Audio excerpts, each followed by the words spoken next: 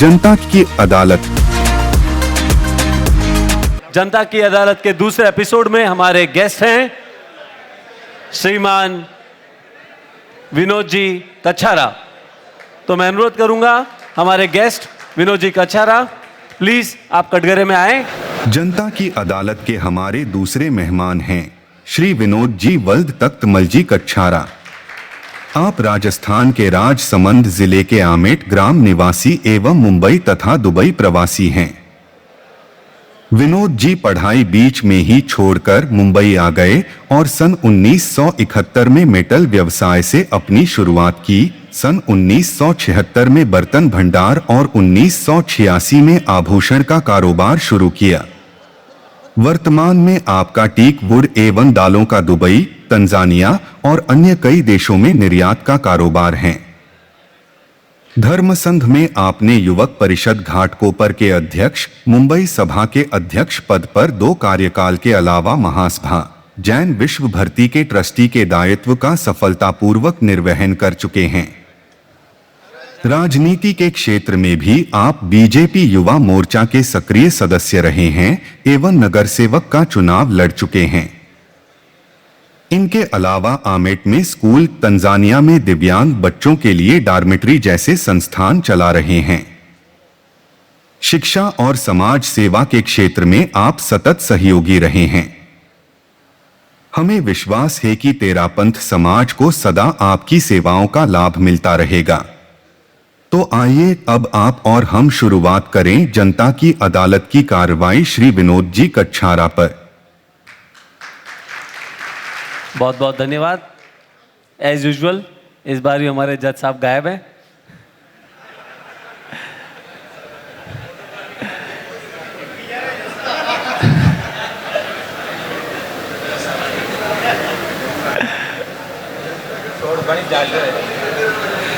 मैंने देखा पिछले एपिसोड में कि सवाल जो थे वो बहुत लंबे आ रहे हैं। मैं कहता हूं कि अगर आप कम सही शब्दों का चयन करो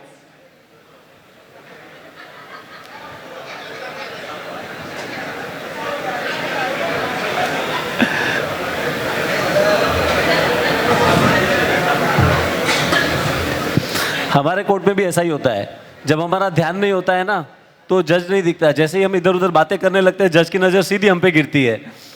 जिसका मोबाइल बजता है सीधा जज उसी को पहले देखता है। तो जज साहब की अनुमति हो तो आज की कार्रवाई शुरू की जाए। कार्यवाही प्रारंभ की जाए। हमें बताया गया कि विनोद जी अपनी पैरवी खुद करेंगे पेपर दे।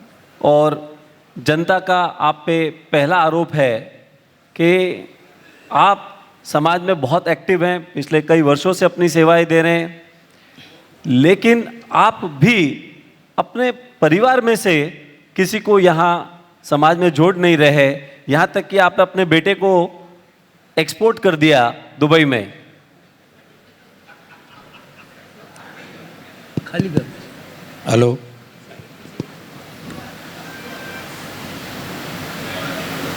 भाई राज जी का जो मुझ पर आक्षेप है कि समाज से जुड़ा हुआ हूँ, लेकिन ये बात मेरे गले कम उतरती है, उसका मैं खंडन करता हूँ। क्योंकि जिस व्यक्ति ने 40 साल अपना समाज में लगाया और समाज को ही मैं अपना परिवार मानता हूँ, और समाज के जितने लोग हैं, जितने कार्यकर्ता हैं, मैं फ़ख्र से इस बात को कह सकता हूँ कि मैंने 4 साल का कार्यकाल और 3 साल का भाई सुनील जी का कार्यकाल, हम दोनों ने 7 साल तक समाज के जितने कार्यकर्ताओं को जोड़े।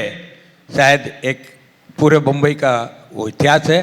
तो हमारे परिवार का सवाल है तो हमारे आइकॉन आदरणीय स्वर्गीय पृथ्वीराज साहब कच्छारा रहे। उन्होंने जो हमें संस्कार दिए, और हमारे परिवार से भाई बाबूलाल जी, हमारे बड़े भाई साहब गुरुदेव की सेवा में सेवारत रहते हैं। बहन कुम्मत हमेशा महिला मंडल और अखिल भारतीय महिला मंडल में काम कर रही है, और काफ़ी समय से सभी परिवार के सदस्य जुड़े हुए हैं। सभी लोग तो समाज से नहीं जुड़ सकते, कुछ लोग बिजनेस करते हैं और हम लोग हमारी सेवा समाज को देते हैं। धन्यवाद। जनता का आप पे आरोप है कि आप 2 साल तक तो स्वयं सभा के अध्यक्ष रहे और उसके बाद भी आपने हमेशा यही कोशिश की कि कंट्रोल जो है पूरा आपके हाथ में रहे, संस्था की मतलब समाज की बागडोर हमेशा आपकी पूछ रहे, कंट्रोल रखने की कोशिश आप हमेशा करते रहे। मैं 4 वर्ष तक सभा का अध्यक्ष रहा। पूरी हिस्ट्री पर जाऊंगा तो काफ़ी लंबा समय लग जाएगा, तो जो सवाल आपने किया है उसी का जवाब मैं दे रहा हूँ। 4 साल मैंने कार्य किया और उसके बाद भाई सुनील जी को 3 वर्ष का कार्यकाल मिला। हम दोनों ने 7 वर्ष तक काम किया। अब आपका आक्षेप है कि सुनील जी अध्यक्ष बने, लेकिन मैं अध्यक्ष बनकर रहता था उनके साथ और काम करता था। समाज में जो व्यक्ति कंधे से कंधा मिलाकर साथ चलता है, काम करता है, और व्यक्ति को अगर समाज चाहता है और लाता है, भाई सुनील सामने मेरा बैठा है, वो मेरा छोटा भाई है। वैसे हम कास्ट से दोनों कच्छारा है, वो सरदारगढ़ का है और मैं आमेठ का हूँ। हमारा पारिवारिक संबंध है। उसने 4 साल तक मेरे साथ काम किया और एक अपने आप को कार्यकर्ता से उस रूप तक काम किया कि डोंबिवली से रोज आना और जाना। आप जानते हैं, बाई रोड आता था, बाई रोड जाता था, 4 घंटे उसके आने जाने में होते थे। 7 साल तक कंटिन्यूस डोंबिवली से मुंबई तक ट्रिप किया, 4 साल मेरा और 3 साल उसका। अब उसमें एबिलिटी थी और समाज ने चाहा और समाज ने उसको लाया और काम किया और उसने पद पर आया तो मैंने उसके साथ कंधे से कंधे मिलाकर काम किया। उसने मुझे रेस्पेक्टली ये कहा कि भाई साहब ये कुर्सी आपकी है, और ये मैं फक्र के साथ कहता हूँ कि मैं इस जन्म में नहीं, अगले जन्म में भी मुझे ऐसा भाई मिले जो इतनी इज्जत देता है। कभी अध्यक्ष की कुर्सी पर वो नहीं बैठे, उनकी बहुत बड़ी तारीफ रही, वो कभी अध्यक्ष की कुर्सी पर नहीं बैठे। लेकिन एक बात मैं कहता हूँ, जो काम वो करते थे उनको मैं सराहता था, उनको आशीर्वाद देता था और पुशअप करके उनको समाज की सेवा में आगे हमेशा जोड़ता रहता था। मैंने कभी डिक्टेटरशिप नहीं की। लोग भले ही एलिगेशन लगाए कि भाई आप ही अध्यक्ष बनकर रहते थे, ये बात बिल्कुल गलत है। लेकिन समाज में हम यही, हमारे बम्बई समाज बहुत बड़ा है, यहाँ पे एक से एक कार्यकर्ता हैं जो आगे आके कार्य करने की इच्छा रखते हैं। तो आपने जब एक टर्म रिपीट किया, एक टर्म जब पूरा हो गया तो अगला टर्म जब रिपीट किया तो आपकी क्या मनोस्थिति थी, क्या सोच के आपने टर्म रिपीट किया? कुछ कार्य ऐसे थे कि जो मैं करना चाह रहा था तो 2 साल में पूरे नहीं हो सके, और हमारे सभी कार्यकर्ताओं की जो टीम थी उनकी ये इच्छा थी कि भाई साहब जो काम अधूरे हैं अपने को पूरे करने हैं तो आप साथ में जुड़ो।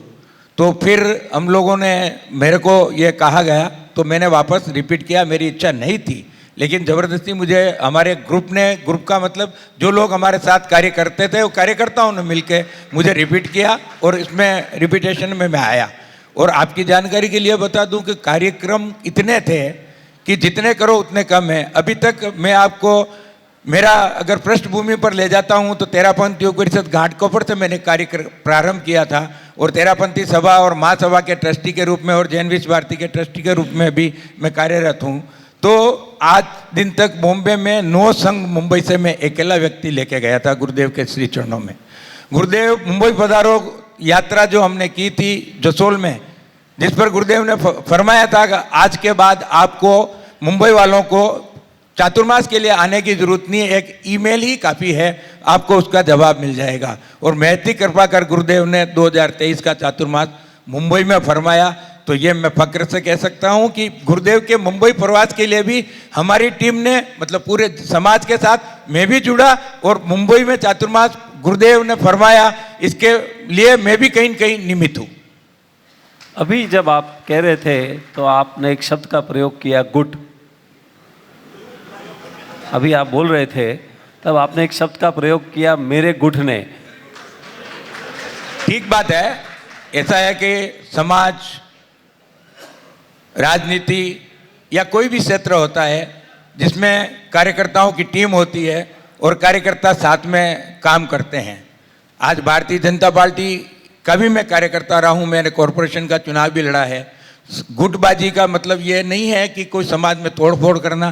गुटबाजी का मतलब होता है एक दूसरे को एक्सेप्ट करना और दूसरे के साथ में जोड़कर चलना। मनभेद है, मतभेद है, लेकिन मनभेद नहीं है।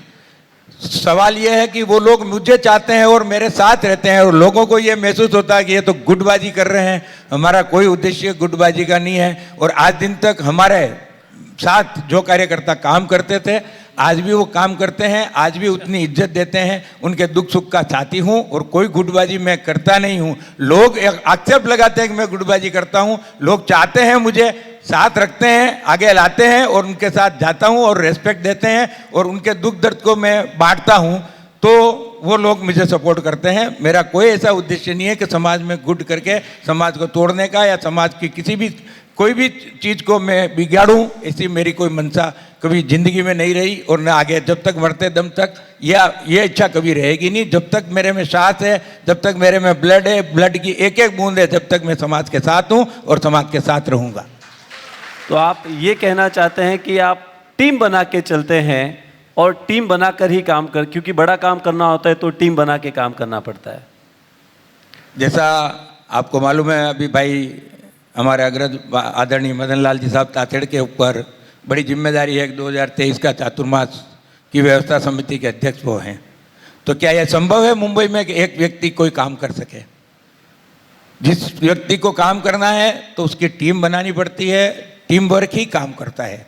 आज गुरुदेव के पास भी अगर एक व्यक्ति जाता है तो उसका इंप्रेशन नहीं पड़ता है, उसके साथ 25 सपोर्टर, 25 अच्छे लोग, दिखते हुए लोग, मुंबई के अच्छे कार्यकर्ता अगर जाते हैं गुरुदेव के पास और उनसे कोई भी बात रखते हैं मुंबई के बारे में, तो उसका जो इम्प्रेशन पड़ता है और गुरुदेव के साथ में जो जाने वाले लोग हैं वो बोलते हैं और गुरुदेव एक एक को सुनते हैं, समझते हैं और फिर कोई जिम्मेदारी पर लाते हैं। तो ये चीज़ का असर तो ग्रुप के, मेरा क्या है कि मैं पॉलिटिशियन भी हूँ और राजनीतिक भी हूँ और अपने सामाजिक कार्यकर्ता भी हूँ। तो मेरी कोई भाषा थोड़ी कड़क है, लोग उसको अलग ढंग से ले लेते हैं, वो बात अलग है। बाकी मेरे मन एकदम क्लियर है, मैं समाज के साथ हूँ, समाज का ही व्यक्ति हूँ और कोई गुटबाजी या किसी तरह का कोई भी काम मैं कभी नहीं करता हूँ। 1992 में एक आदमी था जो बम्बई में था, दुबई शिफ्ट हो गया, दुबई से बम्बई कंट्रोल करता है। तो आप भी उसी तर्ज पे कभी दुबई शिफ्ट हो जाते हो, फिर दुबई से बम्बई कंट्रोल करते हो? ऐसा है कि मेरा बिजनेस पहले लोकल लेवल में था, मुंबई में हम लोग बिजनेस करते थे। जब बच्चे पढ़ गए, एजुकेटेड हो गए और बाहर चले गए तो उन्होंने बिजनेस अपना बाहर कर लिया। आज की तारीख में मेरा लोकल कोई बिजनेस नहीं है, मेरा टोटली बिजनेस अफ्रीका से है और मेरा लड़का दुबई में ऑफिस है और वो वहाँ अपना काम करता है और मैं भी जाता हूँ। आपकी जानकारी के लिए बता दूँ कि मैं 1955, ये जो समझो मैं आज के 13 साल पहले अपने मन से मैंने बिजनेस से रिटायरमेंट ले लिया और जितना भी समाज में मैं समय दे सकूं उतना समय मैं देने की कोशिश करता हूं। और मेरा लड़का पूरी तरह से बिजनेस में फिट है और वो अपने आप में परिपक्व है और मुझे उसको कभी कोई गाइड करने की ज़रूरत नहीं पड़ती है। उससे मुझे जो आवश्यकता है उससे ज़्यादा वो पूर्ति उसकी कर देता है। इस बात का मुझे फ़क्र है और ऐसी कोई बात मेरे मन में नहीं है कि उसको मैं दुबई भेज दूँ। एक ही लड़का है, हमको भी होता है, लेकिन बिजनेस है, उनको शिफ्ट होना पड़ता है, काम करना पड़ता है, तो वो लोग बिजनेस के हिसाब से वहाँ गए। समाज का ऐसा मानना है कि जब भी कहीं ओपनिंग होती है दुकानों की इसकी, तो समाज आपको ससम्मान बुलाता है और जनता से मुझे पता चला है कि आप 150 से अधिक दुकानों की उद्घाटन कर चुके हो। तो लेकिन जब भी समाज को आपसे पैसे की अपेक्षा पड़ी, डोनेशन की अपेक्षा पड़ी, आप हमेशा अपना हाथ पीछे रखते हो। जब ये कांदिवली भवन बना तब भी आप आगे नहीं आए, जब MP स्कूल बना तब भी आप आगे नहीं आए। समाज में जब भी बड़ी राशि की अपेक्षा पड़ी आप हमेशा एक बैक सीट ले लेते हो और इन दिनों भी आप काफ़ी समय तक बैक सीट पे थे। अब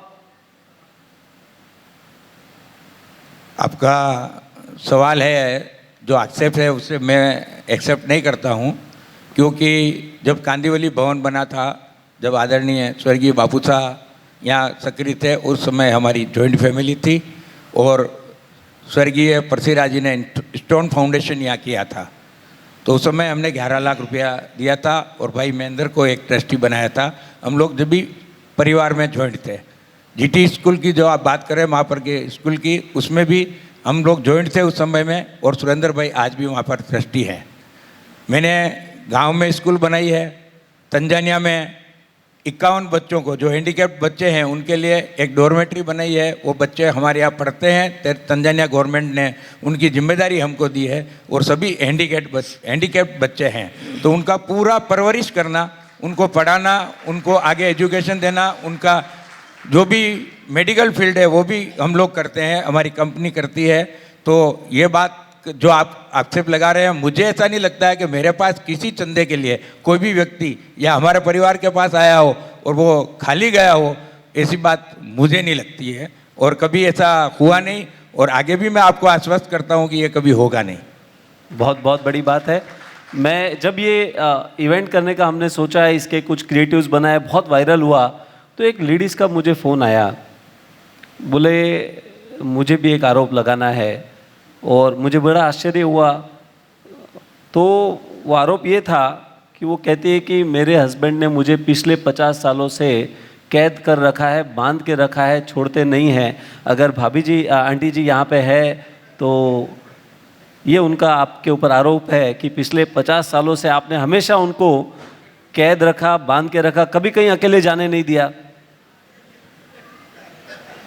ऐसा है ये राज भाई, ये फ़ोन तो आपको नहीं आया, आपने कहीं से इन्फॉर्मेशन निकाली है, और मेरी शादी को इतना कंट्रोल रखते हो कि फ़ोन करने की भी अनुमति नहीं है। करीब करीब 48.5 साल होने को आ रहे हैं। तो जब हमने फेरे लिए थे, जब पंडित जी जो कथा सुनाते हैं उसमें कहा था 7 जन्म तक साथ देंगे, तो मैंने तो अभी तक 1 जन्म तक ही साथ दे रहा हूँ मैं, और 48 ईयर में ईश्वर की कृपा से, गुरुदेव के आशीर्वाद से हमको ऐसा कोई मौका नहीं मिला कि उसको कहीं अकेले जाना पड़े। हम दोनों साथ ही जाते हैं और साथ ही आते हैं। हम दोनों की एक दूसरे की अंडरस्टैंडिंग है, और आज दिन तक उसके पर्स में उसका आइडेंटिटी कार्ड भी नहीं रहता है। आधार कार्ड भी मैं रखता हूँ, वो नहीं रखती, वो कोई टेंशन नहीं लेती है, और हमारी अंडरस्टैंडिंग बहुत अच्छी है। कोई भी बांध के रखने की कोई बात नहीं, वो स्वतंत्र है, सब जगह वो जाती आती है। लेकिन जब भी बाहर जाने का कोई मौका होता है तो हम दोनों साथ ही जाते हैं। जो भी इनविटेशन आता है वो भी हमको हर फैमिली के साथ आता है। समाज में कभी अकेला जाना पड़े, गुरुदेव के कभी जाना पड़े, तो वो मेरी अलग बात है, वो कभी अकेली नहीं जाती है, मैं साथ ही रहता हूँ। और मुझे कहीं जाना पड़ता है तो उसकी अनुमति है। कोई हमारी इतनी अंडरस्टैंडिंग है, कोई तकलीफ हमें कभी नहीं हुई। ये आइडिया भी आपको दुबई से ही आया कि पासपोर्ट जब्त कर लो, आधार कार्ड जब्त कर लो, कोई ट्रेवल कैसे करेगा? हमने जब्त नहीं किया है, वो रखती नहीं है, उसको जरूरत ही नहीं पड़ती है, वो रखती नहीं है। पासपोर्ट भी मेरे पास रहता है, मेरे बैग में ही रहता है। आधार कार्ड भी इंडिया जाते हैं तो मेरे पास ही रहता है, वो अपने पास कुछ रखती नहीं है। और यहाँ तक ये है कि इमिग्रेशन भी मैं ही करवाता हूँ दोनों का साथ में, उसको तकलीफ देता ही नहीं हूँ कभी। मतलब विनोद जी ये पहले हस्बैंड है, इनको सैल्यूट करो भाई, जो वाइफ को कंट्रोल कर रहे हैं।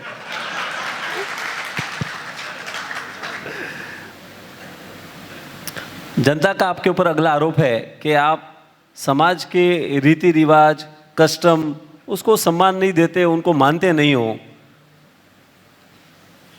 ऐसा है कि ऐसा तो कोई समाज का व्यक्ति मेरे पे आक्षेप नहीं लगा सकता। आप तक ये अगर आया है तो उदाहरण के लिए, हाँ बोलिए। मायरा, आप अपने परिवार में मायरा एक अलग अंदाज में करने लग गए। पगड़ी दस्तूर का भी आपने एक कोई एक बार जब आपने मायरे के लिए कहा तो इस बात को मैं क्लियर करना चाहता हूँ कि हम पूरा परिवार गुरुदेव तुलसी के श्री चरणों में लाडनू में थे, और सुबह करीब 4:30-5 बजे हम लोग गुरुदेव की सेवा में गए थे। सब बच्चे भी मेरे साथ में थे। तो मेरी गुरुदेव की सेवा करते समय मेरी बड़ी लड़की जो थी उसने बोला कि मेरे मामा के इतनी भांजे है, तो वो मामेरा करेंगे तो मामा का तो पूरा परिवार का जो पैसा है वो सब खत्म हो जाएगा पापा। तो आप लोग ये कैसे करते हो, अपने में ये रिवाज कैसे आया? उसको कुछ मायरा वायरा का कुछ अनुभव नहीं था, बहुत छोटी थी वो, लेकिन उसने गुरुदेव तुलसी के सामने ये बात रखी। तो गुरुदेव ने एकदम उस बात को कहा, ये बच्ची क्या कह रही है? तो मैंने कहा गुरुदेव ये इस तरह से बोल रही है तो कुछ कर, नया करना चाहिए तुझे, तू नहीं करेगा तो कौन करेगा? गुरुदेव का मेरे ऊपर बहुत आशीर्वाद था, आचार्य श्री तुलसी का। तो उन्होंने कहा तू कुछ नया कर। तो मैं बोला क्या करूं गुरुदेव नया? एक काम करता हूं, मैं खड़ा होकर हाथ जोड़कर मैंने गुरुदेव से कहा कि मेरे तीनों बच्चों के शादी में मैं मामेरे में 1 रुपये से ज़्यादा नहीं लूँगा, और मेरी मिसेज के लिए जो चुंदड़ का रिवाज है, जो हमारे में चुंदड़ उड़ाते हैं, वो चुंदड़ लूँगा, इसके सिवाय नहीं। और मैंने ये उदाहरण मतलब मैंने सौगंध किए और उसको पाला। इनके मेरी मिसेज के भाई भी संपत्ति यहाँ बैठे हैं, उनको भी मालूम है इस बात के, वो भी साक्षी हैं कि मैंने 1 रुपया कलदार के सिवा तीनों मामेरे में कुछ नहीं लिया, और ये मुझे फक्र है। और आपको एक जानकारी और दे दूं कि मेरी मिसेज के आजीवन त्याग है, अपने पियर से भी वो 1 रुपया कभी नहीं लेती है, किसी भी जगह से 1 रुपये भी लेने का उसके त्याग है। तीसरा सवाल था आपका पगड़ी दस्तूर का। पगड़ी दस्तूर क्या है कि एक पुरानी परंपरा अपने यहाँ पर चली आ रही है। मैंने कई जगह पर ये देखा कि मैं जाता हूँ, 4 साल का बच्चा है, 5 साल का बच्चा है, 8 साल का बच्चा है, 12 साल का बच्चा है, उसको उसके फादर की डेथ होने के बाद में पगड़ी बंधाते हैं और सब अपने समाज के सब लोग एकत्रित होते हैं और उनके पांव छूते हैं वो और कर देते। उस बच्चे को यही मालूम नहीं है कि ये पगड़ी क्यों बांधी है मुझे। और अपन उस दस्तूर और अपने क्या होता है कि जो भी डेथ होती है उसके अंदर इस तरह से समझो, प्रार्थना सभा सुबह है, पगड़ी दस्तूर 4 बजे आता है, तो पूरा दिन भर उसमें जो व्यक्ति आता है उसका जाता है। तो मेरे हिसाब से हमारे परिवार में तो हम लोग पगड़ी दस्तूर हमने बंद कर दिया। और मैं ये नहीं कहता कि समाज बंद करे, लेकिन हमारे घर में ये परंपरा नहीं है और हम लोग इसको प्रश्रय नहीं देते। हमारे पिताजी के टाइम से ही हमने इस चीज़ को बंद कर रखा है। अगर आप बोलो भाई समाज के रिवाज को हम नहीं मानते, ऐसी बात नहीं है। समाज के सभी रिवाज को हम मानते हैं। समाज सर्वोपरि है, समाज के बिना कुछ नहीं है। हम समाज के अंग हैं, लेकिन हमारे पारिवारिक परंपरा में ये चीज़ हमने डिसीजन ली हुई है और ये हम लोग नहीं करते हैं। बाकी जो भी समाज में परंपराएं चलती है वो सब परंपरा का निर्वहन हमारा पूरा परिवार करता है। मतलब आपने बहुत अच्छे तरीके से पहले वाइफ का पासपोर्ट ले लिया, आधार कार्ड ले लिया, अब भाई से थोड़े बहुत पैसे आने की जो उम्मीद थी वहाँ पे भी आपने बंदिश लगा दी। इतना कंट्रोल? इसमें कंट्रोल की बात ही नहीं है। उसको ये मन में आई थी और उसने गुरुदेव तुलसी से ये वादा ली थी भाई कि मुझे कुछ भी मेरी ज़िंदगी में नहीं लेना है।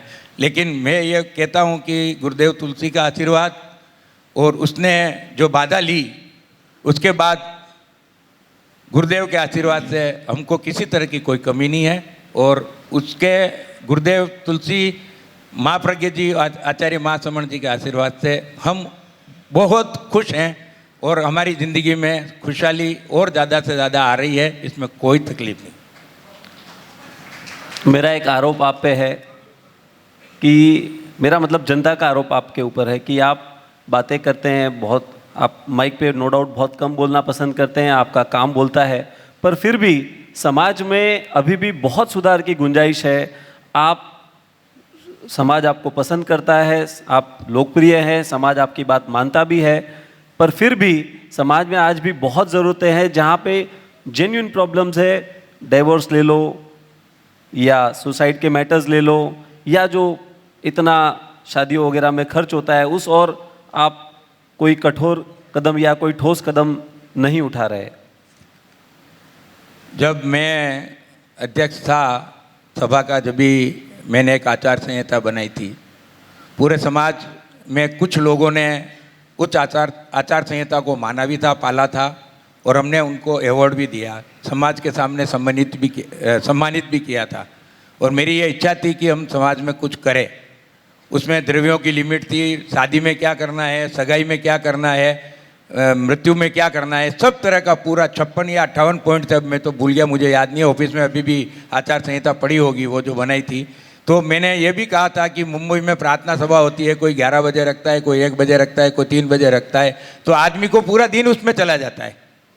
आज आप सोचो कि कलकत्ता जैसा शहर है, इतना बड़ा शहर है, अपने 6500 परिवार है, वहाँ पे भी 7000 परिवार है, लेकिन वहाँ पे तेरापन समाज में अगर 1 देत, 2 देत, 3 देत, 4 देत और 5 देत भी होती है तो एक ही जगह प्रार्थना 9:30 से 11 बजे तक रहती है और समाज उसमें पानी की व्यवस्था करता है। खाने का कोई भी प्रोग्राम, चाय तक भी वहाँ पर नहीं रखी जाती है।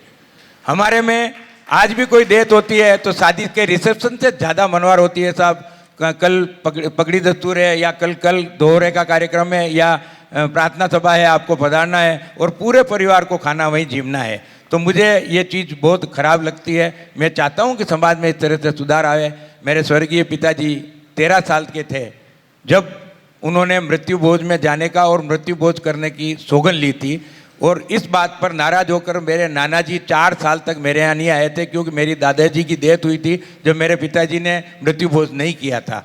तो वो इतने स्ट्रिक्ट थे, और उस बात को हम लोग पालते हैं। और हमने मेरी फादर की डेथ हुई थी जब मेरे मदर को हमने 10 दिन के बाद ही गुरुदेव तुलसी के लुधियाना में दर्शन कराए थे। तो गुरुदेव तुलसी ने एक ही बात कही कि आज तुम लोग मेवाड़ से आए, तुम नहीं सुधरे, पूरे मेवाड़ को तुमने सुधार दिया। क्योंकि उस समय की जो स्थिति थी, ये बात 1979 की है, उस समय की जो मेवाड़ की स्थिति थी, मैं तो ये चाहता हूँ कि समाज में परिवर्तन आए, समाज सुधरे। मेवाड़ भवन में भांडुप में हमने चारों फिरके की, चारों समाज की, मेवाड़ की एक मीटिंग की थी। उसमें करीब करीब 110 लोग स्टेज के ऊपर बैठे थे।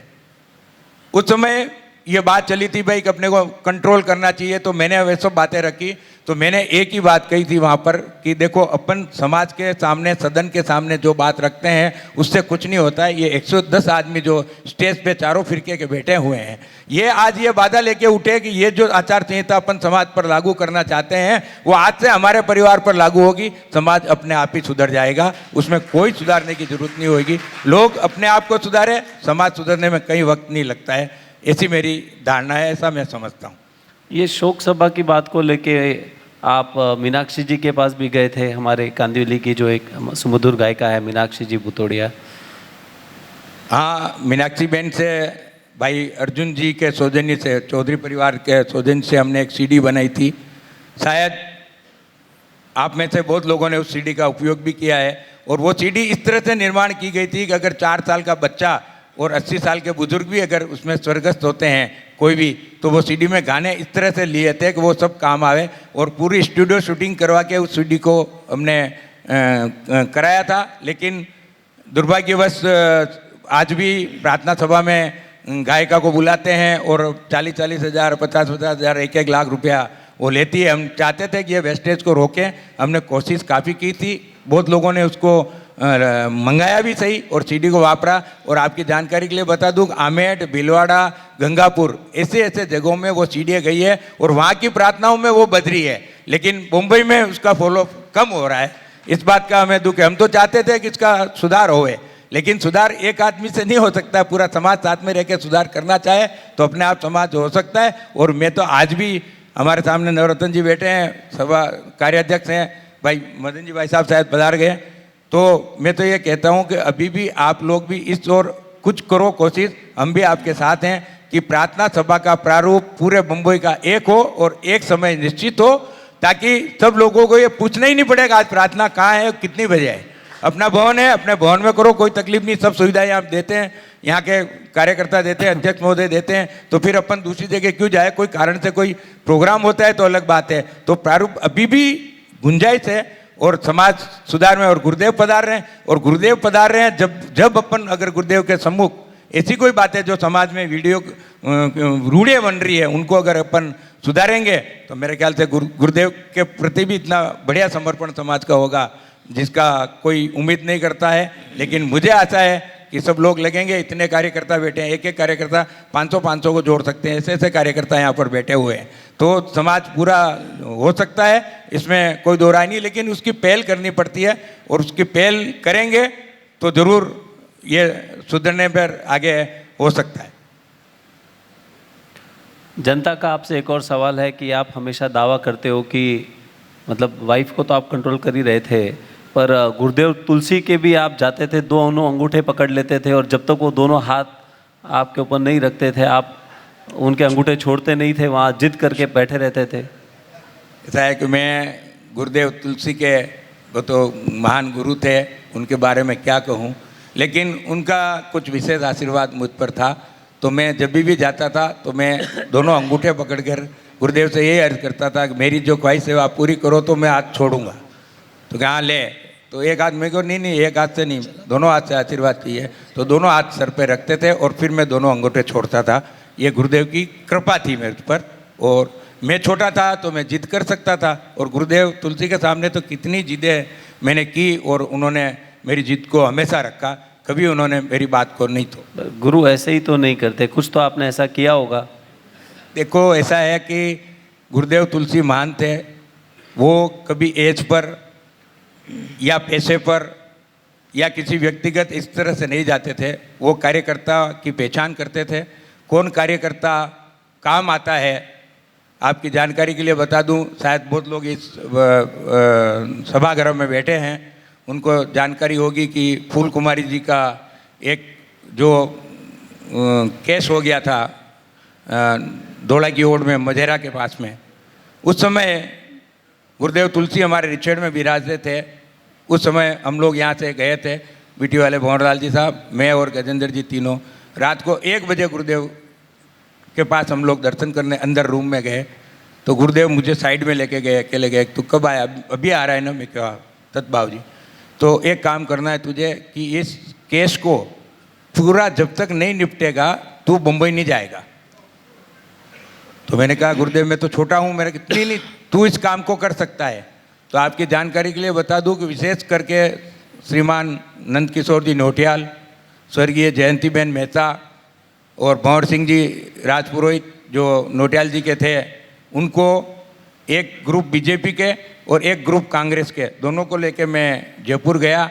जयपुर हरिदेव जोशी से मिले, फिर गुलाब सिंह जी सत्तावत से मिले, और मिश्रा जी जो डीजी थे जयपुर के, उनसे मिले। और धीरे धीरे करके ये बात आगे बढ़ी और फिर राजसमंद तक ये बात आई। और दोनों जन जो हरकलाल जी और मांगीलाल जी दोनों जो राजसमंद जेल में थे, उनकी जमानत नहीं हो रही थी। तो अब उसकी पृष्ठभूमि पर मैं नहीं जाऊंगा कि वो जमानत कैसे हुई। मेरे बड़े भाई साहब बाबूलाल जी ने उस केस को हाथ में लिया और गुरुदेव ने आशीर्वाद दिया और उनकी जमानत हुई। फिर गुरुदेव केलवा बिराज रहे थे और जिस जज ने जमानत की राजसमंद में, उनके उस जज को लेके मेरे भाई साहब ने रात को 2 बजे गुरुदेव तुलसी के दर्शन कराए और गुरुदेव ने आशीर्वाद दिया। और गुरुदेव ने एक ही शब्द उस समय बोला मेरे बड़े भाई साहब को कि बाबूलाल जी, आज से तुम बाबूजी हो गए समाज के लिए। और आज के बाद महाप्रज्ञ जी सामने विराज रहे थे। जब ये बात भी कही थी गुरुदेव ने कि कोई भी संघ की अंतरम बात हो तो भी तुम इन बाबूलाल जी कच्छारा के सामने कर सकते हो, इसमें कोई बात नहीं, ये समर्पित श्रावक है। बहुत बहुत धन्यवाद। विनोद जी, आप हमेशा कहते हैं कि मैंने अभी आपके ऊपर आरोप लगाया कि आप 2 टर्म तक अध्यक्ष रहे, आपका कार्यकाल खत्म हो गया, लेकिन फिर भी आप हमेशा अपने आप को अध्यक्ष ही मानते हो। और एक अध्यक्ष बनने के बाद जीवन कैसा होता है, थोड़ा इसके बारे में आप बताएं। नहीं, ये आक्षेप तो आपका गलत है कि मैं अपने आप को अभी तक अध्यक्ष मानता हूँ। मैंने कभी ऐसा किया नहीं और मैं सोचता नहीं। और बहुत लोग बोलते हैं भाई आप तो आते हो तो सीधे आगे बैठ जाते हो। मैंने कभी नहीं। अभी सामने देवीलाल जी बैठे हैं, जब ये अपने CN रोक में प्रोग्राम था तो हम लास्ट रोक के 2nd रो में हम बैठ रहे थे, तो देवीलाल जी ने ज़बरदस्ती हमको उठाकर आगे ले जाके बिठाया। लोग ये कहते हैं कि इनको तो शौक लगा आगे, मेरे को तो कोई शौक ही नहीं है। मैं कभी आगे बैठने के लिए, हमको तो जो सीट खाली मिलती है उसमें बैठ जाते हैं। जो कार्यकर्ता खिलाता है, जो कार्यकर्ता गले लगाता है, उसको गले लगा लेते हैं और बात कर लेते हैं। समाज में ऐसा कुछ नहीं कि मैं अपने आप को अभी तक अध्यक्ष मानता हूँ, ऐसा मेरा मानना ही नहीं। मैं तो एक समाज का एक छोटा कार्यकर्ता हूँ और मेरे लिए समाज का कोई भी कार्य मुझे कभी भी ज़िंदगी भर तक मिलेगा, मैं करता रहूँगा और करता रहा हूँ और करता रहूँगा। क्योंकि मैं वैसे बिजनेस से रिटायर हूँ, मैंने 15 साल से बिजनेस छोड़ रखा है। तो समाज का कोई भी व्यक्ति, रात को भी मेरे को अगर कोई फ़ोन आता है कि भाई आप ये काम करना है, तो मैं कर दूंगा। आपकी सदन की जानकारी के लिए बता दूं कि कोविड के टाइम पे हीरानंदानी हॉस्पिटल में मैंने 43 पेशेंट को रात को 2-2 बजे 1-1 बजे तक इमरजेंसी में मेरी भतीजी को बोल के एडमिट करवाया। लोग रोते हुए मुझे, उस समय मैं दुबई में था, 2 बार मैं दुबई में था, रात को 2-2 बजे रोते हुए लोगों ने फ़ोन किया कि भाई साहब ये एकदम मर जाएगा, इतना सीरियस है, आप कुछ भी करो। तो ये गुरुदेव का आशीर्वाद है और मेरी उस भतीजी का पूरा सहयोग रहा, तो मैं समाज के कुछ लोगों के काम आ सका। और आज आगे भी आशा रखता हूँ कि इसी तरह का कोई भी काम हो तो मैं समाज के लिए हर समय तैयार हूँ। भाई मदन जी को, आज समाज के इतने लोग हैं और आपने कहा है, कुछ विषय से हटकर बात कर रहा हूँ कि मदन जी भाई साहब जब अध्यक्ष बन के हम लोग दोनों बैठे थे, तो मैंने भाई साहब को एक सजेशन दिया था कि तेरापन समाज में 6,500 परिवार मुंबई में प्रवासरत हैं, तो मैं चाहता हूँ कि आप अध्यक्ष बने गुरुदेव के चातुर्मास के बाद, एक ऐसा कार्य करें आप कि बोल तू क्या चाहता है। भाई साहब ने मुझे ऐसा बोला तो मैंने ये बोला कि शिक्षा से कोई परिवार वंचित न रहे, चिकित्सा से कोई परिवार वंचित न रहे, किस मतलब एजुकेशन से, पोस्ट ग्रेजुएशन या किसी तरह से, और मेडिक्लेम जो परिवार नहीं करा सकता है उसका हम लोग इस चातुर्मास के बाद में जो पैसा बचे, जो भी का समाज सदन जो इसके निर्णय करेगा। मैंने भाई साहब को ये सजेशन दिया था, और मैं आज भी चाहता हूँ कि समाज में कम से कम मुंबई तो स्वावलंबी बने, कि कोई भी परिवार खाने से मतलब उसको तकलीफ है तो उसका पूरा निवारण करें अपन लोग, चिकित्सा के लिए और जो भी कार्य एजुकेशन के लिए अपने को करना है वो जरूर करना चाहिए, ऐसी मेरी इच्छा है। और इस काम के लिए जो भी काम मुझे सौंपेंगे मैं लेने को तैयार हूँ। और दूसरा, कोई भी कार्य बायोडाटा के हिसाब से लेता हूँ। आपको सदन को ये जानकारी दे दूँ कि मैं दिन में कम से कम 8 से 10 लोग मेरे पास फ़ोन करते हैं कि उसके लड़का है, उसके लड़की है, ये इसका संबंध करना है। तो मैं ऑफिस बेरर से कुंडली खुद दोनों की मिलाता हूँ और उसके बाद सजेशन देता हूँ कि भाई ये तुम्हारे कुंडली भी मिल गई है और तुम इस पर आगे बढ़ो और काम करो, ये मेरा शौक़ है। और मैंने 100-150 संबंध आज से करवाए हैं। और भाई साहब ने जैसा कहा कि भाई अभी डिवोर्स की और ये सब बातें चल रही है, तो हम लोग उस ओर भी प्रयास रहते हैं कि हम लोग चाहते हैं कि समाज में इस तरह का नहीं हो। लेकिन आजकल की समस्या इस तरह की हो गई है कि दोनों तरफ से इतना खिंचाव हो जाता है कि उसको अगर नहीं छोड़े तो नहीं चलता है। तो ऐसी भी स्थिति होती है, सब लोग बोलते हैं समाज को जोड़ना ही चाहिए, लेकिन ऐसी स्थिति आती है तो हमने दोनों का फैसला भी ढंग से करवाया और ऐसे ऐसे फैसले कराए जो इतिहास में लिखे जाएंगे, ऐसी मेरा मानना है। और मैं चाहता हूँ कि भगवान ना करे कि अपने समाज में ऐसा कोई भी डिवोर्स का कोई मामला आए, लेकिन आए तो आप उसको शालीनता से, प्रेम से सलटाएं। और सबसे पहला बात ये कहता हूँ कि डिवोर्स के कारण आने के यही है कि ये कुछ महिलाएं बेटी है, जब भी शादी होती है लड़की की, ससुराल जाती है, तो आप उसका 6 महीने तक अपना फ़ोन बंद कर दो। सास हमेशा सलाह देती रहती बेटी को, तूने क्या किया, तेरी सास ने तेरे को क्या बोला, तूने क्या खाया नहीं किया। आधा वातावरण उससे ही खराब होता है। अगर उसको ठीक कर लेंगे अपन, तो मुझे ऐसा विश्वास है कि कम से कम 10-20% डिवोर्स तो कम हो जाएंगे समाज में। बहुत अच्छा सुझाव, क्योंकि ये जनता की अदालत है। आइए कुछ सवाल जनता से लेते हैं। जो भी सवाल पूछेंगे, मेरा उनसे रिक्वेस्ट है कि अपनी बात 2 या 3, मैक्सिमम 2 या 3 सेंटेंस में पूरी रखें।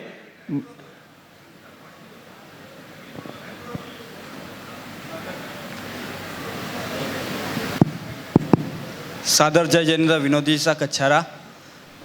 क्योंकि आपने शिक्षा के संदर्भ में बोला है, तो मेरा सवाल आपसे ये है और पूरे समाज से है। जैसा कि हम देख रहे हैं कि हर एक समाज चाहता है कि उनके समाज के बच्चे IAS और IPS ऑफिसर बने, और इस संदर्भ में वो पूरे समाज को मार्गदर्शन कर रहे हैं। लेकिन इस सब में हमारा समाज कहाँ खड़ा है, हमारा आगे क्या प्लान है, और क्या हम खाली ये भवन ही बनाते रहेंगे कि हम हमारे बच्चों के लिए भी कुछ ऐसा कुछ करेंगे? भाई भरत ने ये सवाल किया है, ये भी प्रोफेशन से एडवोकेट है, प्रोफेशनल कोरम के ऑल इंडिया के प्रेसिडेंट हमारे बीच में विराजमान है, आज की अध्यक्षता कर रहे हैं प्रोग्राम की। और प्रोफेशनल कोरम इस ओर अग्रसित है कि एजुकेशन के मामले में ये जो भी व्यक्ति पढ़ना चाहता है उसको ये हेल्प करते हैं, पोस्ट ग्रेजुएशन के लिए भी हेल्प करते हैं। और अगर समझो किसी व्यक्ति को पर्सनल कोई हेल्प नहीं मिलती है और वो फॉरेन जाना चाहता है, किसी तरह की कोई प्रॉब्लम है या कोई लोन वोन की प्रॉब्लम है, किसी से लोन दिलाना, बहुत बार क्या होता है कि फॉरेन में पढ़ने वाले बच्चों को 50-50 लाख रुपया फीस होती है।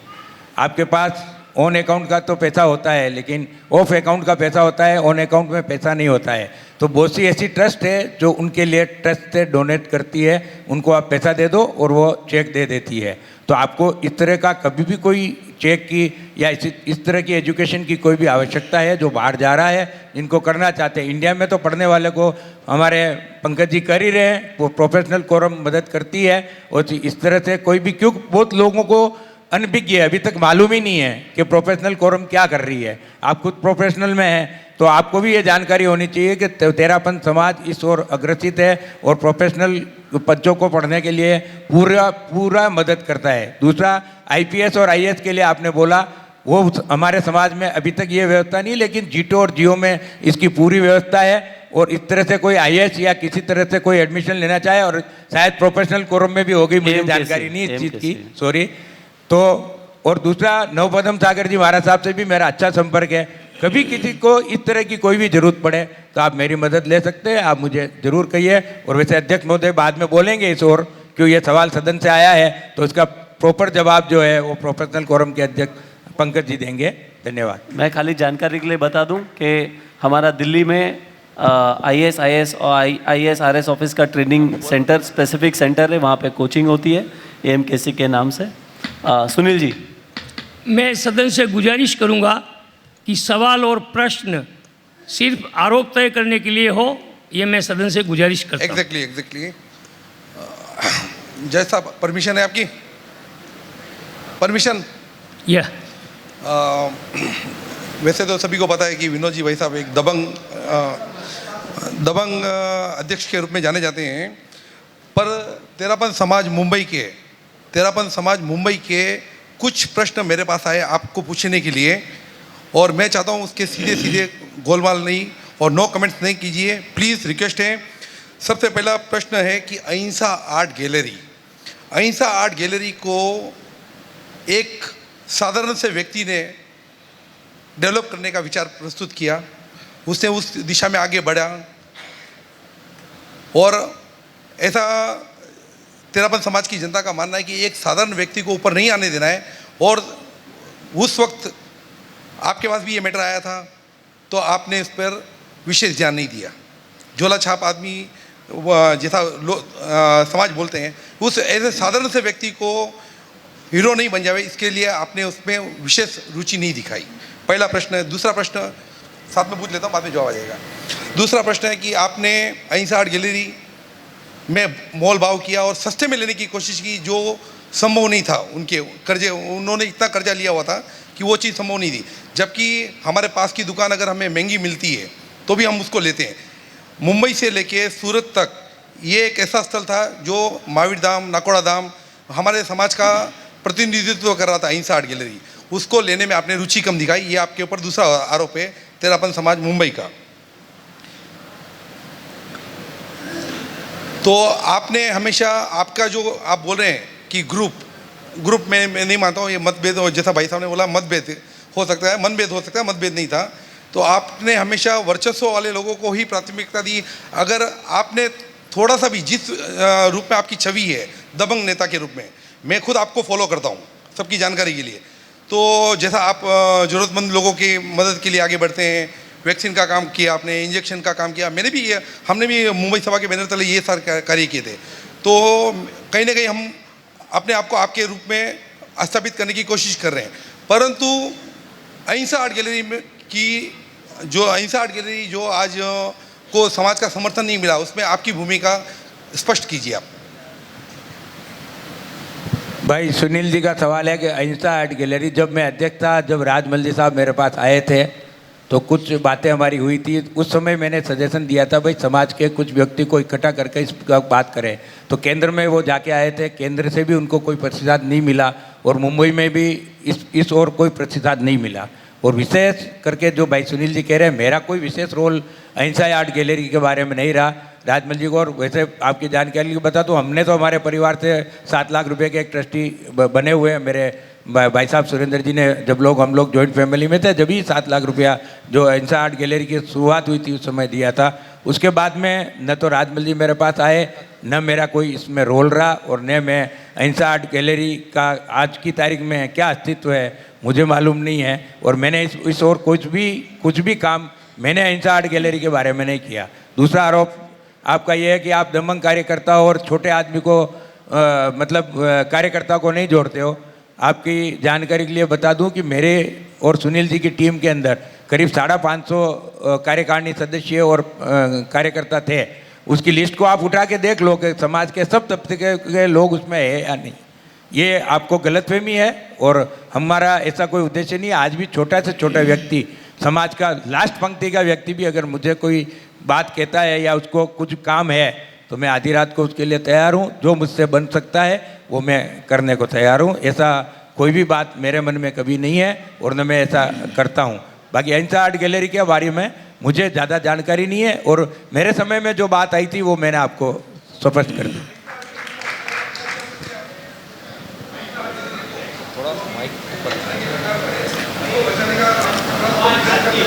मैं चाहूंगा कि आप अगर एक बोलते हो बार सवाल- अहिंसा आर्ट गैलरी का बचाने का आपको प्रयास करना चाहिए, तो मेरे पास वो लोग आए कब और मेरे पास कब उन्होंने बात की? राजमल जी को आप जरा पूछो कि उन्होंने विनोद जी को अप्रोच किया क्या, या जिसको अप्रोच किया, या जो वर्तमान में कार्यकारिणी है, जो सभा है, वो उसका निर्णय करे। मैं कौन होता हूँ आज करने वाला? मैंने तो सभा का काम करते हुए छोड़े हुए इतने वर्ष हो गए। आज जो सभा अध्यक्ष है और जो सभा चल रही है, तेरापंथी सभा के अंतर्गत ही सब काम होते हैं, तो वो काम तेरापंथी सभा का दायित्व है, वो पूरा करे। मेरा दायित्व है, कोई भी उनको जरूरत है मुझे बुलाएंगे, मैं जरूर जाऊंगा। बाकी दायित्व बनता है तेरापंथी सभा मुंबई का। बहुत बहुत धन्यवाद। मेरा अनुरोध है कि जनता अपना सवाल पूछे, ना कि विश्लेषण में जाए। सीधा सवाल पूछे, एक लाइन में सवाल पूछा जा सकता है, मुद्दे सबकी जानकारी में है। आप मुझे भी देख रहे होंगे, मैं सिर्फ छोटे शब्दों में, कम से कम शब्दों में अपना सवाल पूछता हूँ। गेस्ट को भी पता है कि किस संदर्भ में सवाल पूछा जा रहा है, और जनता को भी अच्छी तरह पता है कि किस संदर्भ में सवाल पूछा जा रहा है। सो संदर्भ और विश्लेषण में ना जाए, केवल सीधा सीधा सवाल, प्लीज। मैं आपसे ये पूछना चाहता हूँ विनोद जी भाई साहब, कि जब भी कोई प्रबुद्ध श्रावक चुप हो जाता है तो समाज गलत दिशा में जाता है, तो आप चुप क्यों हो गए? आप बेक क्यों हो गए? क्योंकि आप में वो दबंगता है और आप वो कर सकते हैं, फिर भी आप पीछे की ओर अपने आप को ले जा रहे हैं। तो इससे हो सकता है कि हमारे समाज प्रभावित हो रहा है। आज जैसा गुरुदेव पधार रहे हैं और करोड़ों रुपयों का खर्चा हो रहा है, क्या आपके दिमाग में ऐसी एक कोई परिकल्पना नहीं आई कि हम ये जो पैसा लग रहा है करोड़ों रुपया, उसका सदुपयोग कर सके और ये पैसा आगे हमारे भविष्य में हमारी संतानों के लिए काम आ सके? गुरुदेव का तो एक विज़न था कि सिर्फ जो बने हुए भवन हैं उनमें ही वो विराजेंगे। तो क्या हमें ऐसी जगह नहीं मिल सकती थी कि हम उसमें गुरुदेव को विराज सके, और बाकी जो जगह है, जैसा आज करोड़ों रुपए का खर्चा हो रहा है, वो हम अगर समाज की जगह ले लेते तो आने वाले भविष्य में हमारे काम आती है। आप बेक में क्यों जा रहे हैं? इतना काम करने वाला आदमी इतना पीछे कैसे जा सकता है? क्योंकि समाज को आपने दिशा दी है, तो आपको जवाब भी देना पड़ेगा कि आप पीछे क्यों गए। ऐसा है कि हमारे में धर्म संघ में गुरु सर्वोपरि होते हैं, और गुरुदेव ने दिशा निर्देश दिए। आदरणीय मदन लाल जी तातेड़ को यह दायित्व सौंपा, और मदन जी भाई साहब ने काफ़ी कोशिश की भाई कि चेंबूर की जगह का होए, जो आकृति बिल्डर्स की थी। भाई राज सिंघवी भी उसके साक्षी हैं, कितनी मीटिंगों में हम लोग गए, लेकिन कोई कारणवश जो रिपोर्टिंग यहाँ से हुई थी, वो रिपोर्टिंग के बारे में, तो वहाँ से केंद्र से उसके लिए कुछ भी दिशा निर्देश नहीं मिला।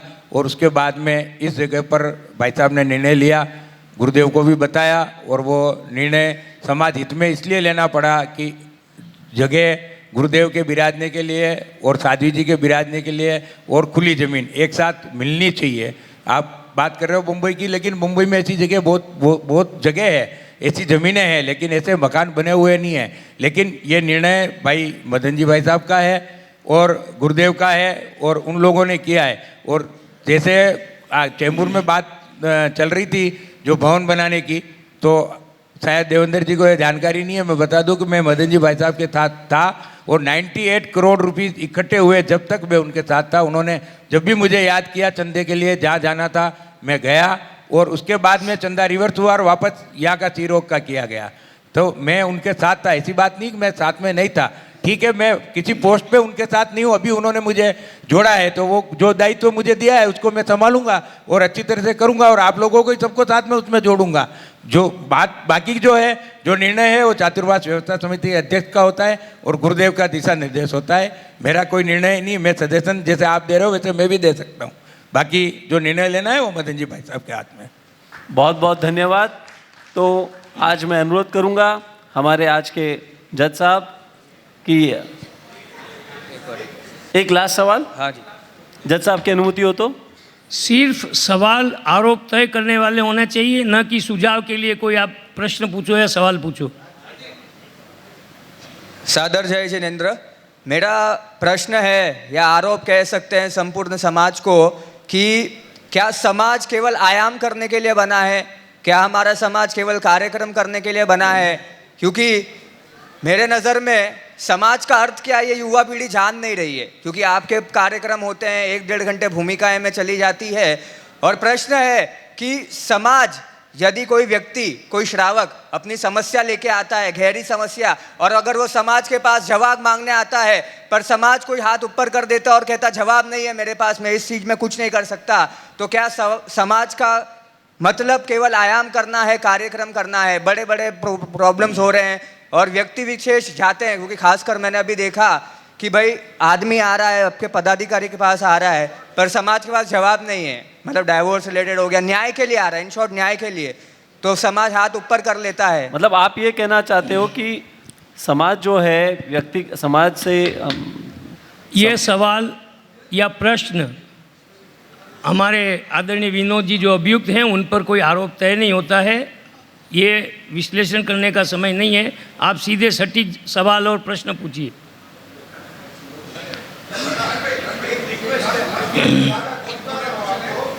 अदालत का समय निश्चित होता है, कृपया वही सवाल जब आप नीचे जाए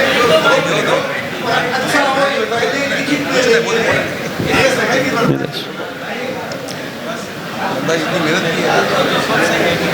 राज भाई मेरा अभी सदन से गुजारिश है, लास्ट क्वेश्चन सिर्फ एक लाइन में पूछूंगा। विनोद जी भाई साहब, करजत के आत्मा के जो प्रोजेक्ट है उसमें आप भी एक ट्रस्टी हैं 63 में, और जैसा कि ग्रुप बोलूं या आपके फ्रेंड सर्कल, आपने बहुत अच्छा सहयोग किया है समाज के बहुत सारे लोगों से, आपने भी समाज के लिए विकास हेतु ये प्रोजेक्ट को। सुनील जी सवाल पे हैं प्लीज। सवाल इतना ही है, ट्रस्टी है, सब जानते हैं वो। कुछ लोग आपके ऊपर आरोप लगा रहे हैं, तेरापन समाज के मुंबई के कुछ लोग आपके ऊपर आरोप लगा रहे हैं कि इस विकास को अवरोध करने में आपका हाथ है। तो हम ये सदन ये जानना चाहता है, तेरापन समाज मुंबई ये जानना चाहता है कि ये आरोप सही है या गलत है? नहीं, आपका जो आरोप है कि भाई करजत की ज़मीन के लिए मैं रोड़ा बन रहा हूँ, तो क्या प्रोजेक्ट में लिया? भाई भंवर जी ने इस बात को पूरा क्लियर कर दिया आप लोगों के सामने कि वो क्या चाहते हैं, क्या नहीं चाहते हैं, किस तरह से है। और मेरा रोड़ा बनने का कोई कारण नहीं, ये ऐसा है कि समाज की ये कोई प्रॉपर्टी नहीं है, न समाज ने खरीदी है, 63% की ये पर्सनल प्रॉपर्टी है। हम लोग 63 लोग जो डिसीजन करेंगे वो 63 को मान्य होगा। समाज में इसमें इंटरफेयर करने का कोई प्रश्न ही नहीं उठता है, और ये इसमें ये समाज की प्रॉपर्टी नहीं है। भंवर जी ने ये बात क्लियर कर दी, भंवर जी ही इसके जो सूत्रधार थे, इन्होंने ही ये कल्पना की थी और उन्होंने आगे बढ़ाया था, और जैसा जवाब जो चाहिए था सदन को वो उन्होंने दे दिया है। इसमें मुझे कोई ज़्यादा क्लेरिफिकेशन देने की जरूरत नहीं है। 63 में से मैं एक व्यक्ति हूँ, जैसा 62 व्यक्ति करेंगे 63वां व्यक्ति वही करेगा। विनोद जी साहब, आप मुंबई सभा के कर्मठ अध्यक्ष रहे हुए हैं, और आपके कार्यकाल सुनील जी के कार्यकाल में संजय मुनि के सानिध्य में एक दीक्षा समारोह घाटकोपर में हुआ। उस दीक्षा समारोह में आपने अच्छी मेहनत की, पर जब वो दीक्षा समारोह हमने देखा तो इस दीक्षा समारोह में आप बाहर खड़े थे, अंदर भी नहीं आए। जब अपन सभा सजाओं के एक अध्यक्ष हो जाते हैं तो अपने को कितने भी साधु संत कुछ भी हो, मैंने उस दिन नोट किया कि इस दीक्षा समारोह में आपने इतने 10 दिन 15 दिन मेहनत करने के बाद भी आप उस अंदर नहीं आए। तो कैसा आपकी साधु संतों से कम बनती है या किस कारण आप अंदर नहीं पधारे? ये मेरा आपसे क्वेश्चन। एक बात मैं आपको ये क्लियर कर दूं कि घाटकोपर में जब संजय मुनि का चातुर्मास था, उस समय प्रसन्न मुनि को लेकर कोई प्रसंग बन गया था, और उसमें एक दूसरे की कोई बात हुई थी। उसमें संजय मुनि ने ये क्या है कि सदन है, साधु संतों की बात सबके सामने करना उचित नहीं रहता है, तो कोई बात हमारी ऐसी हो गई थी, उसमें अनबन जैसा, तो क्या कहें, साधु संतों से क्या अपन अनबन करेंगे। खमत कामना भी हमने 2-3 बार कर लिया, लेकिन उनके मन में यही था भाई कि विनोद मतलब अगेंस्ट ग्रुप वाला आदमी है, हमारा नहीं करता है। लेकिन आपको बता दूं कि जब ये दीक्षा फरमाई थी मैं अध्यक्ष नहीं था, सुनील जी अध्यक्ष थे। सुनील जी के साथ मैं मलूण में गया और संजय मुनि को मैंने बोला कि ये क्या नाम धैर्य मुनि जो बने, उनका पूर्व नाम मुझे भूल गया हूँ, शायद ध्यान नहीं आ रहा है, तो मैंने बोला था कि मुनिश्री गुरुदेव ने इनके प्रतिक्रमण का आदेश दिलाया है और इनकी दीक्षा है, तो अब ये समाज की धरोहर हो गए हैं, और दीक्षा में जो काम करना है आपके इतिहास में लिखी जाए ऐसा दीक्षा का कार्यक्रम हमें करना है, और हम करके बताएंगे। और आप सब लोग उसके साक्षी हैं। उस कार्यक्रम को मैंने किया, लेकिन मुनिश्री का आशीर्वाद मेरे पर नहीं था। वो नहीं चाहते थे, न वो कोई बात करते थे, न कोई सी मीटिंग में मुझे बुलाया। मेरा दायित्व मैंने निभा दिया और मैं स्टेज से बाहर रह के जो काम मुझे करना था उस दीक्षा का मैंने मेरे मन से किया और समाज के लिए किया कि तेरापन समाज का ये कार्यक्रम है। खाली पर्सनल मुनिश्री को लेकर कोई बात नहीं थी, ये समाज का काम था।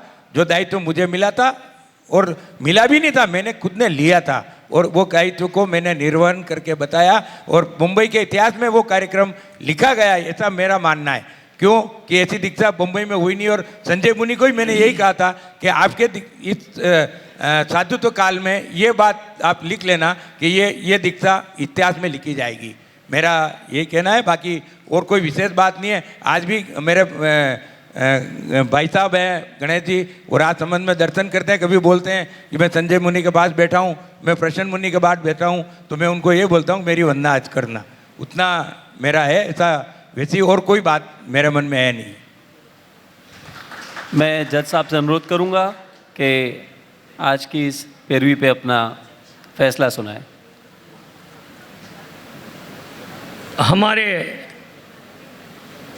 विशिष्ट गणमान्य आदरणीय विनोद जी कच्छारा, जो समाज की अदालत में अभियुक्त के रूप में उन्होंने अपने आप को प्रस्तुत किया। कुछ आरोप राज सिंघवी द्वारा तय किए गए। उसमें एक आरोप ये था कि आप गुटबाजी में विश्वास रखते हैं, गुटबाजी को प्रश्रय देते हैं। तो इसका उन्होंने बेबाक और सटीक जवाब प्रस्तुत किया कि नहीं, हम गुटबाजी में विश्वास नहीं करते हैं, हमारा सिर्फ मतभेद हो सकता है, हम गुटबाजी में किसी का तरह का हमारा कोई मतभेद नहीं रहता है। और रहा सवाल मेरे अध्यक्षीय कार्यकाल के बाद जब सुनील का अध्यक्ष बना तो लोगों ने कहा कि कंट्रोल आपके हाथ में है।